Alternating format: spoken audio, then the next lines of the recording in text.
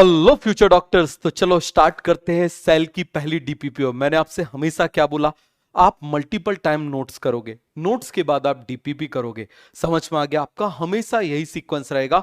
और एनसीईआरटी सबसे बाद में। आप इस बात को समझो, एनसीईआरटी एक अमृत है। उसको करने के लिए पहले आपको समुद्र मंथन करना पड़ेगा। उसको समझने के लिए पहले आपको बहुत सारी चीजें करनी पड़ेगी। क्लियर हो गया? चलिए तो स्टार्ट करते हैं। आप मुझे बताइए, पहला क्वेश्चन है, cell theory was formulated by. Cell theory किसने दी थी? स्क्लीडन एंड स्वान ने। रॉबर्ट हुक ने क्या किया था? डेड सेल को डिस्कवर किया था। ल्यूमन हुक ने क्या डिस्कवर किया था? लिविंग सेल को। इसका हमसे कोई लेना देना है नहीं, तो इसको पढ़ने की जरूरत नहीं है। आप मुझे बताओ, name the scientist who saw live cell the first time. किसने किया था? Leeuwenhoek. किसने किया था? आप मुझे बताओ जरा। ल्यूमन हुक ने किया था। रामचंद्रन के बारे में एक बार आप जरूर पढ़ लेना, एनसीईआरटी के पहले उसमें दिया हुआ है, जस्ट रीड कर लेना। क्लियर है? आगे आ जाओ। Scientists who proposed that hypothesis that the bodies of animal and plants are composed of cell। देखो, animals and plants दोनों यदि वर्ड आ गए तो क्या स्क्लीडन एंड स्वान आएगा या ओनली स्वान आएगा? ओनली स्वान आएगा। याद रखना, यहां पर ऑर्गेनिज्म लिख देता तो स्क्लीडन एंड स्वान आता। ओमनिस सेल्यूला ई सेल्यूला। आप मुझे बताओ, ये स्टेटमेंट किसने दिया था? रुडोल्फ वर्च्यू ने दिया था। बन जाएगा। आगे आओ। अब मुझे बताओ, द जीनोमिक डीएनए और genetic material is naked in.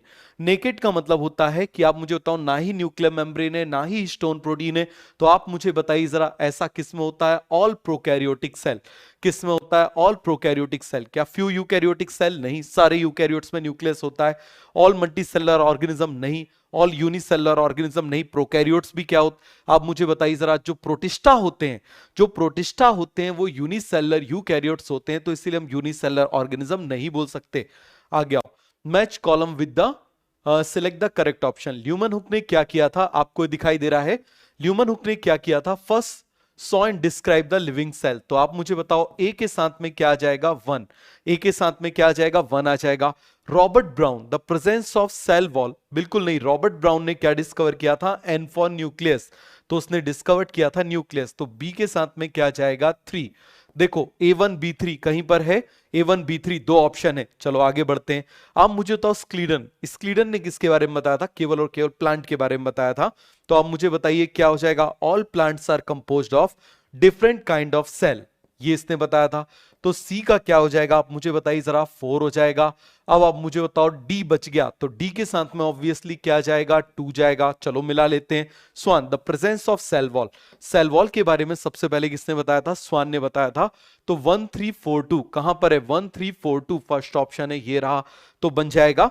चलिए जरा, अब आप मुझे बताओ, स्वान प्रपोज्ड अबाउट प्लांट सेल। क्या उसने प्रपोज किया? ये क्वेश्चन हमने चेंज कराया है डीपीपी से।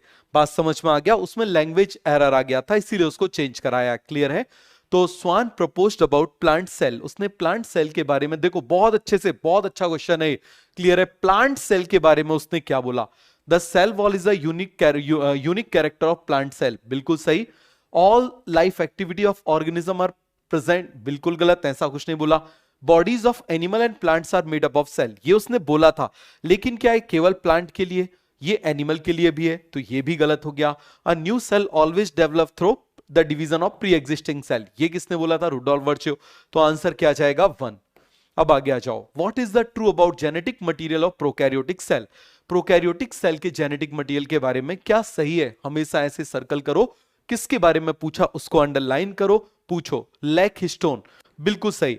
Not envelop by nuclear membrane. बिल्कुल सही। Composed of single. देखो सिंगल, अब याद रखना एक है but double stranded, single circular double stranded. ये एनसीईआरटी में एक जगह दिया हुआ है, इसीलिए मैंने ऐसा लिख दिया, बट यहां पर डबल स्ट्रैंडेड आना चाहिए। तो आंसर क्या जाएगा? All of this. आंसर क्या जाएगा? All of this. Which of the following is similar in both prokaryotes and eukaryotes. आप मुझे बताओ जरा, प्रोकैरियोट्स और यूकैरियोट्स में दोनों में सिमिलर है? बताओ जरा।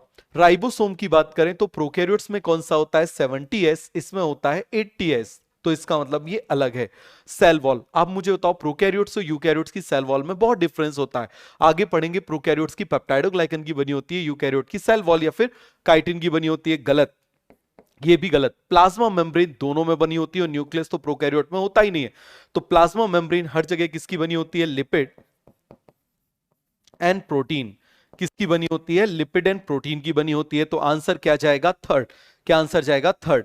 प्रोकैरियोटिक सेल्स आर जनरली, आप मुझे बताइए प्रोकैरियोटिक सेल्स हमेशा कैसे होते हैं, स्मॉल होते हैं या बिग होते हैं, स्मॉलर। क्लियर है। मल्टीप्लाई फास्टर कैसे करते हैं, multiply faster than the eukaryotic cell. तो बताओ स्मॉलर एंड फास्टर कहां पर है, ये रहा स्मॉलर एंड फास्टर। क्लियर है, आगे आ जाओ। विच of the following is incorrect, incorrect पूछा है। आप मुझे बताना, स्मॉलेस्ट सेल की हम बात कर रहे हैं माइकोप्लाज्मा, ये अभी एनसीईआरटी हो जाएगी तब आपको बनेगा। स्मॉलेस्ट सेल माइकोप्लाज्मा सही है। स्मॉलेस्ट सेल बैक्टीरिया गलत। आप मुझे बताओ लार्जेस्ट सिंगल सेल ऑस्ट्रिच का अंडा, बिल्कुल सही। और ये तो है ही नहीं, तो आप मुझे बताओ इनकरेक्ट पूछा है तो मिल जाएगा आंसर। पूरा क्लियर हो गया, कोई भी डाउट है कंफ्यूजन है तो बोलो, आगे आ जाओ। अब आप मुझे बताओ which of the following structure is not found in prokaryotic cell, इसमें से कौन सा स्ट्रक्चर प्रोकैरियोट में नहीं होता। राइबोसोम होते हैं, मीजोसोम होते हैं, प्लाज्मा मेम्ब्रेन होती है, न्यूक्लियर एनवेलप नहीं होता, तो यही आंसर जाएगा। क्लियर हुआ, आगे आ जाओ। The type of ribosome found in prokaryotes, prokaryotes में कौन सा होता है, 70S। Eukaryotic cell and, question फिर से देख लो, the type of ribosome found in prokaryotic cell, बिल्कुल सही। Eukaryotic cell and prokaryotic cell have common, क्या इनमें कॉमन होता है, आप मुझे बताओ जरा। क्या न्यूक्लियस होता है, नहीं। न्यूक्लियोइड प्रोकैरियोट्स में होता है, यूकैरियोट में नहीं होता। मेम्ब्रेन लिपिड दोनों में होते हैं, मेम्ब्रेन बाउंड ऑर्गेनेल दोनों में नहीं होते, केवल यूकैरियोट्स में होते हैं। आगे आ जाओ। Well defined nucleus is absent in, absent किसकी बात कर रहे हैं, ये पूछना चाह रहे हैं, प्रोकैरियोट्स की बात करना चाह रहे हैं। ये यूकैरियोट है, ये यूकैरियोट है, ये यूकैरियोट है, ये प्रोकैरियोट है, तो आंसर ये जाएगा। Double membrane cell organelles are, कौन कौन से डबल मेम्ब्रेन है, माइटोकॉन्ड्रिया होता है, क्लोरोप्लास्ट होता है, न्यूक्लियस होता है, आंसर जाएगा ऑल ऑफ दिस। क्लियर है। Find out the correct statement with, देखो मैं आपको फास्ट कराऊंगा, क्लियर हो गया। हमेशा डीपीपी आपको फास्ट कराऊंगा, क्योंकि यदि मैं आराम से कराऊंगा, यहां पर भी थ्योरी कराऊंगा, तो आपका अननेसेसरी टाइम वेस्ट होगा। बात समझ में आ गया, हमको चीजों को फैलाना नहीं, मैं यहीं पर चाहूं पूरी थ्योरी करा सकता हूं, लेकिन उससे आपका अननेसेसरी टाइम वेस्ट होगा, आपके पास फिजिक्स केमिस्ट्री के लिए टाइम कम बचेगा। Find out the correct statement with respect to unit S, बताओ जरा। स्वेडबर्ग यूनिट सही है। Direct measure of size and density गलत, it is indirect measure. Additive, क्या 50 + 30 80 होता था, नहीं।